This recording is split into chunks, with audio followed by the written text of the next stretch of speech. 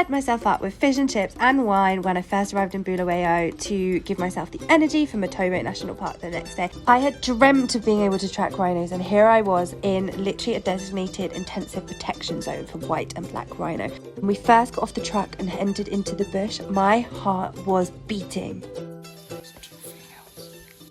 There is an estimated 60 to 80 rhinos in the park, but this number is never released officially for the rhino's own safety. Focus remains heavily on rhino management operations, such as investing in the local community, anti-poaching techniques, breeding and monitoring. Coming here and enjoying the experience of tracking rhinos allows more funds to be allocated to their protection. We had a quick pit stop at the local market where I promised myself I would not buy any hats. Got sucked into buying a hat.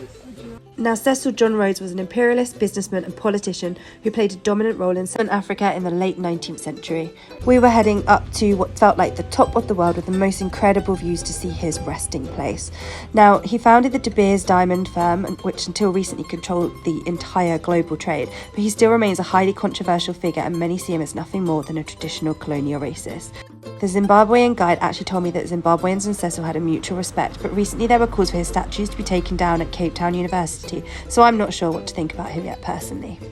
Matobo Park was definitely one of the most impressive parks I've been into, with crystalline granite weathering into fantastic shapes such as balancing rocks. Between the granite boulders and hills, you'll find narrow swampy valleys.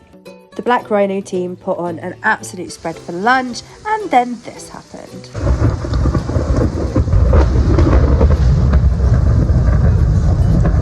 We used the rain to wash our plates, did some bird watching, and then headed to the caves to see the cave paintings.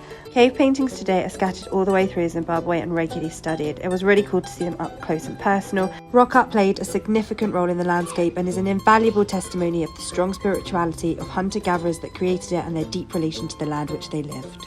Thank you to Mbeki and the team for providing tea for when we got chilly, and an awesome day.